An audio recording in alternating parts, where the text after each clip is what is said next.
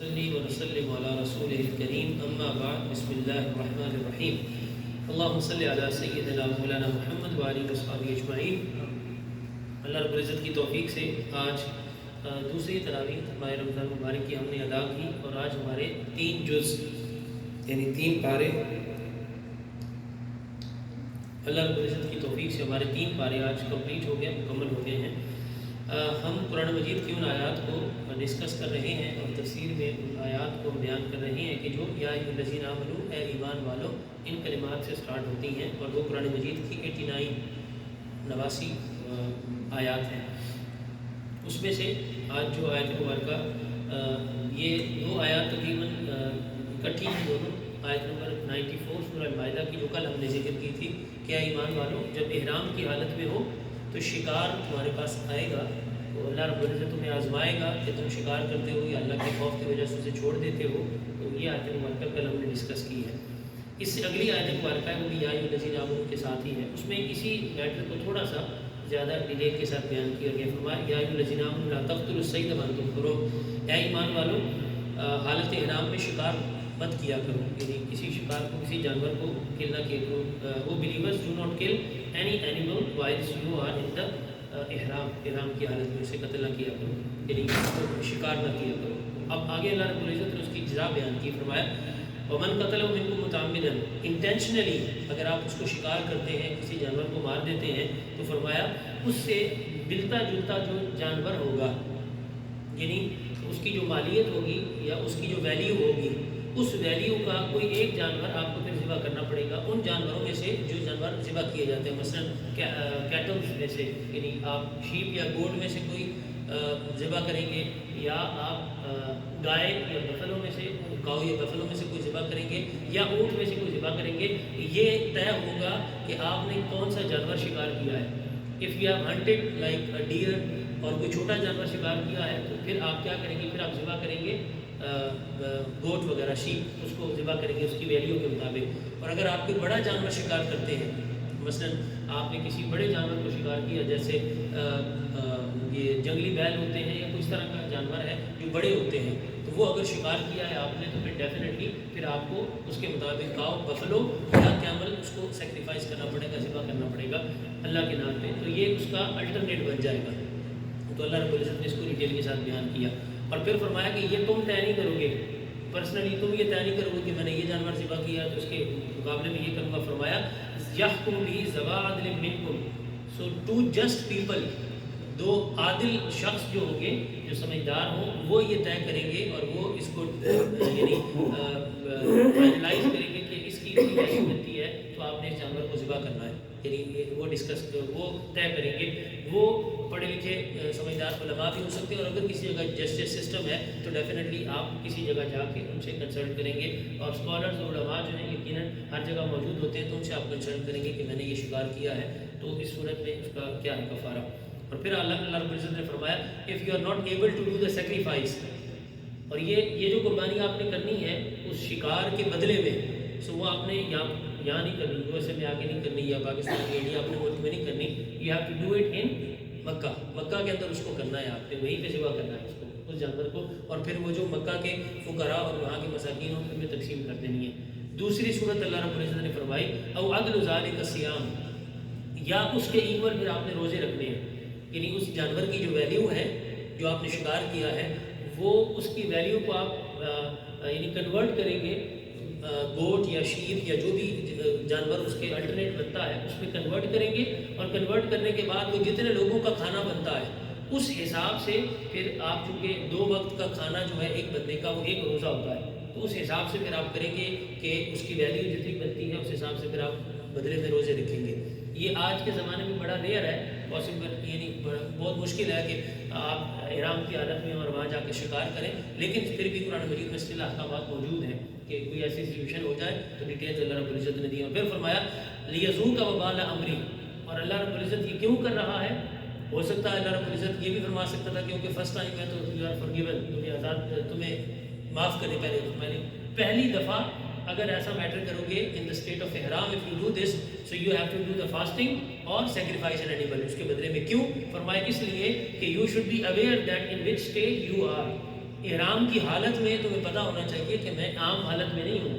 I am not in a common situation, I'm in a special condition, special situation. اس وقت میں احرام کی حالت میں ہوں اور اللہ رب العزت نے یعنی مجھے احرام باندھنے کی یہ جو توفیق عطا کی ہے, تو this is one of the great blessing of Allah almighty. اللہ کی بڑی نعمتوں میں سے ایک نعمت ہے. اور اس میں یہ اس کو سزا کیوں دی جا رہی ہے, پنشمنٹ, اس لیے کہ اگر انسان احرام کی حالت میں بھی خود کو کنٹرول نہیں کر سکتا تو پھر روٹین میں تو وہ کیسے اپنے آپ کو کنٹرول کرے گا. تو بیسیکلی اس پورا جو میں اس کو ڈیلی لائف کے ساتھ میں نے کہا نا ہم کنیکٹ کریں گے, تو ڈیلی لائف کے ساتھ اس کو کنیکٹ کرنے کا ہمارا جو لنک بنے گا وہ یہ بنے گا کہ اللہ رب العزت اصل میں ہمیں سیلف کنٹرول سکھا رہا ہے کہ احرام کی حالت میں شکار تمہارے سامنے آ جائے, تمہیں بھوک لگی ہو, کچھ بھی ہو, تم اس حالت میں شکار نہ کرو, ٹھیک ہے, کوئی اور ذریعہ تلاش کرو, لیکن شکار کی طرف بچ جاؤ, چونکہ شکار ممنوع ہے, حرام ہے اس صورت میں. اور اگر تم شکار کرو گے تو اس کا بدلے میں تمہیں یا جانور ذبح کرنا پڑے گا یا فاسٹنگ اور روزہ تمہیں وہ کرنا پڑے گا. اور یہ اس لیے کہ اللہ رب العزت ہمیں بتا رہا ہے کہ تمہیں سیلف کنٹرول ہونا چاہیے. تو اب اس کو اگر ڈیلی لائف کے ساتھ اور خصوصاً ماہ رمضان کے ساتھ جوڑے تو ماہ رمضان ہمیں سیلف کنٹرول سکھاتا ہے. یہ روزہ ہمیں کیا سکھاتا ہے, جیسے ہمارے پاس فوڈ موجود ہوتی ہے, ہمارے پاس پانی موجود ہوتا ہے, ہمارے پاس تمام نعمتیں موجود ہوتی ہیں, لیکن ہم اپنے آپ کو کنٹرول کرتے ہیں اللہ رب العزت کے حکم کے اندر. یہی وجہ دیکھیے, جب روزہ ہے تو عام حالت میں آپ کھا پی لیں, عام حالت میں آپ کھا پی لیں, مطلب نفلی روزہ ہے, اگر نفلی روزہ آپ نے انٹینشنلی توڑ دیا, ارادتاً توڑ دیا اس کو, یعنی کچھ کھا پی لیا, تو اس کا کفارہ ہے, اس کو بھی کمپنسیٹ کرنا پڑے گا. کیسے؟ اس کا کفارہ ایک روزہ ہے.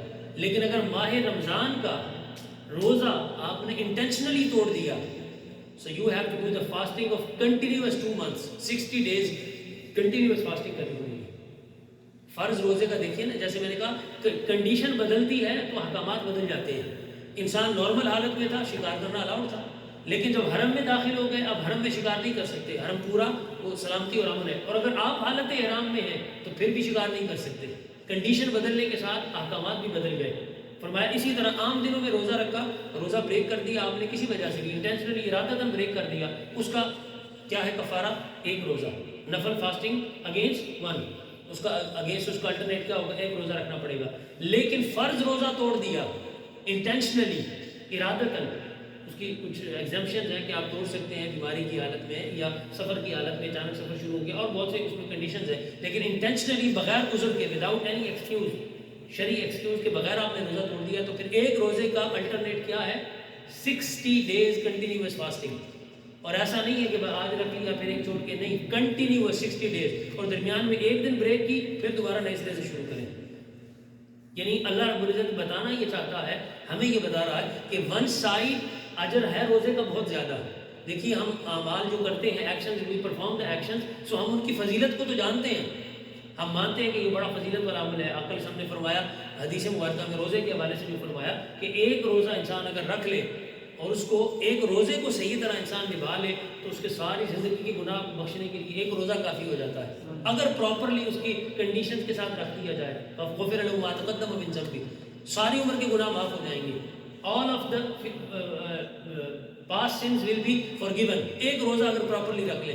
لیکن یاد رکھیے جہاں اس کی عظمت ہے وہاں دوسری طرف اس کے لیے پنشمنٹ بھی ہے کہ اگر اس کو لائٹ لیں گے. دیکھیے نا, ہم یہاں یو ایس اے میں ہم رہتے ہیں یا کسی کنٹری میں انسان رہتا ہے تو you have to follow the law. If you break the law, so you can't give the excuse that I was in rush or I was in hurry or I will break the, I can allowed to break the law. یعنی آپ red light cross کر جائے, stop sign پہ نہ رکے, traffic laws ہیں آپ کے کامن جو بڑے ہیں, چھوٹے چھوٹے لاز ہیں, اگر آپ ان کو بریک کرتے ہیں کسی کو بھی, so you don't have the excuse. آپ سے پوچھا جائے گا کہ آپ اگر کار ڈرائیو کر رہے ہیں تو you must know the rules. اسی طرح ایک مسلمان جب مسلمان ہوتا ہے سو اس کے بعد یہ ایکسکیوز نہیں ہوتا کہ آئی ڈونٹ نو, نہیں. If you are a Muslim, if you are a driver, so you must know the driving rules. So if you are a Muslim, at least a Muslim should know the basics of the deen, basics of the salat, basics of the fasting, basics of the zakat, and daily life کے جو matters ہیں basic وہ تو ہر انسان کو آنے چاہیے. اور اس میں پھر انسان اگر کوتاہی کرے تو پھر یقیناً اس پر پنشمنٹ ہے. اگلی آیت میں مختصر صرف اس کو انشاءاللہ ذکر کرتا ہوں.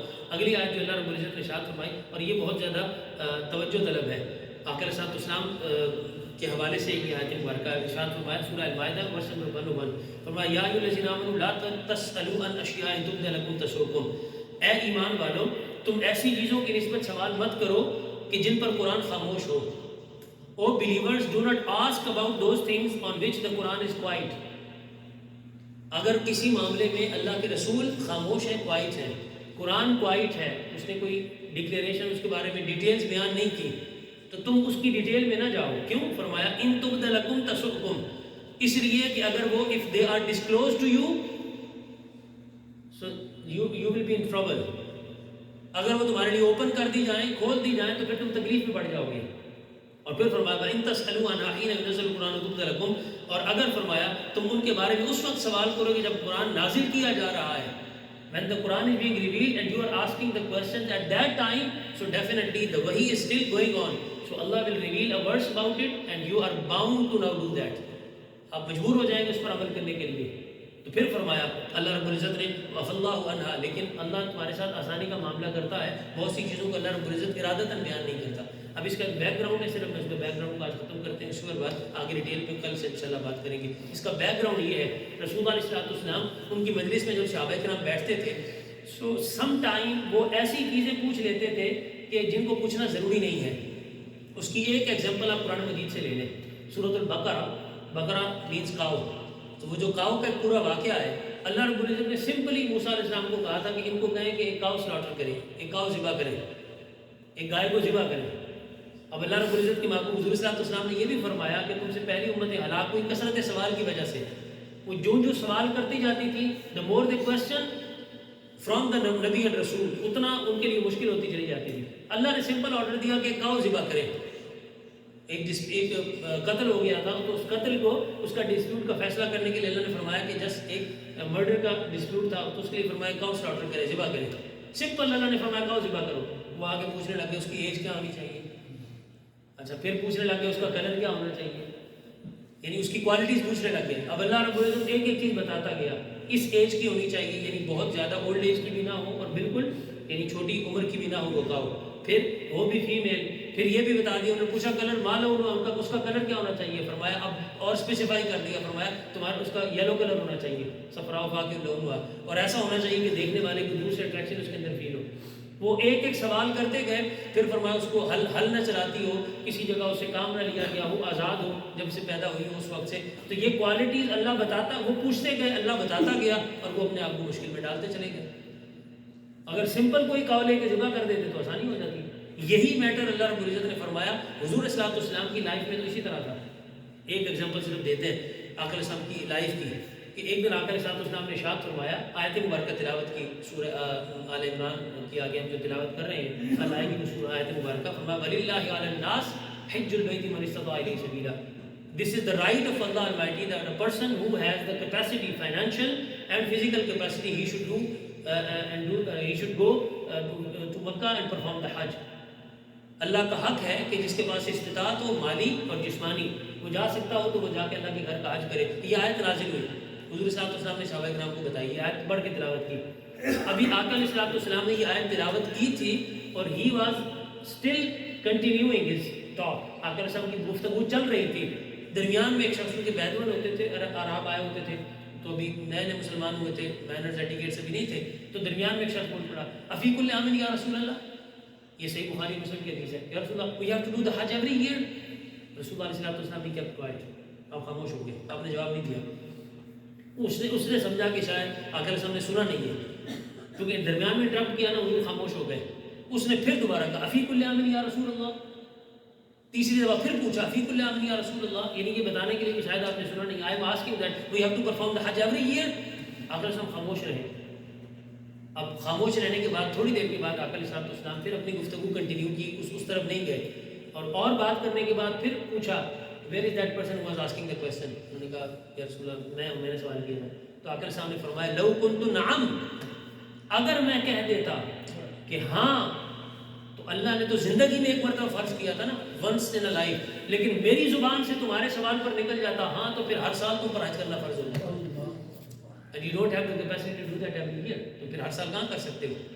یہاں سے دو چیزوں کو پتہ چلتا ہے، ایک تو مینرز اور آداب، کہ خصوصاً جب رسول پاک صلی اللہ علیہ وسلم کی بارگاہ ہو تو فرمایا جب تک وہ خود تمہیں الاؤ نہ کریں کہ مجھ سے سوال کرو، کوئی پوچھنا ہے کوئی چیز، تو فرمایا تب تک سوال نہ کرو.